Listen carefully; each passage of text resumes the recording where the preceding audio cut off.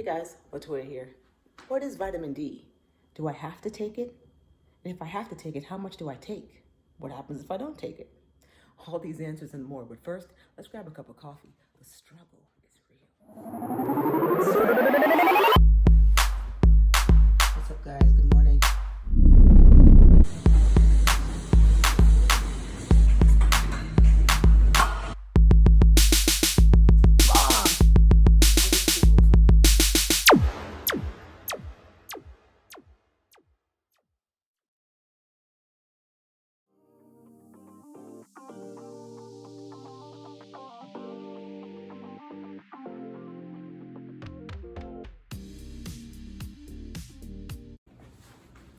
Ooh, the struggle has ended.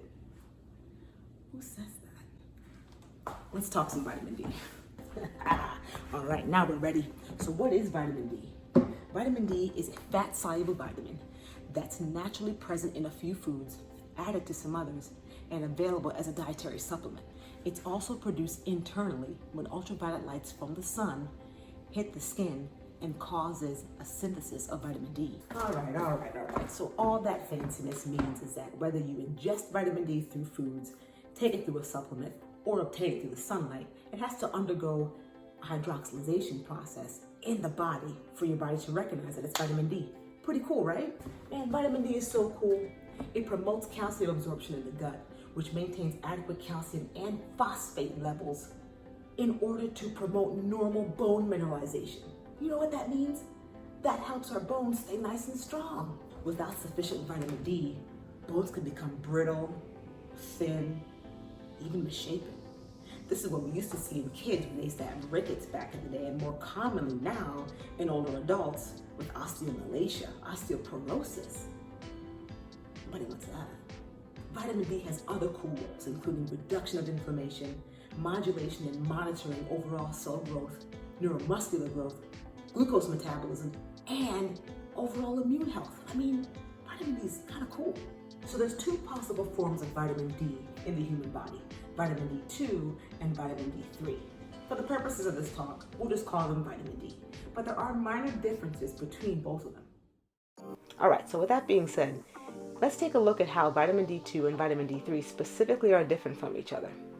Vitamin D3 is the form of vitamin D the human body makes when sunlight hits the skin. The body actually can't manufacture vitamin D2. Vitamin D3 is found in animal sources of foods like fatty fish, fish oil, liver, organ meats, and egg yolks. Vitamin D2 primarily comes from plant sources like wild mushrooms and forms when certain kinds of plants are exposed to ultraviolet light from the sun. Vitamin D2 is also less expensive to produce, so it's the most commonly used to fortify foods like milk, cereal products, and orange juice.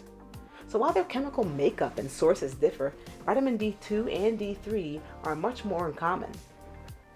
When they're both ingested, they have to pass through the liver and the kidneys where they get processed into active, usable form of vitamin D. They're both readily available as over-the-counter oral supplements. However, high doses of vitamin D2, up to 50,000 international units, are only available through a prescription. So which form of vitamin D is better? Recent studies of daily dosing of vitamin D2 and vitamin D3 show they're both effective in raising your vitamin D levels. So pick one. All right, hang on. I know I told you to pick one, but actually the type of vitamin D you get is not as important as making sure you're getting the right dose to keep you in the right range to avoid deficiency. Most experts recommend anywhere between 600 to about 800 international units per day. All right, guys, if you like the content of this video, hit the like and subscribe button down below. Stay healthy, be well. We'll see you next time.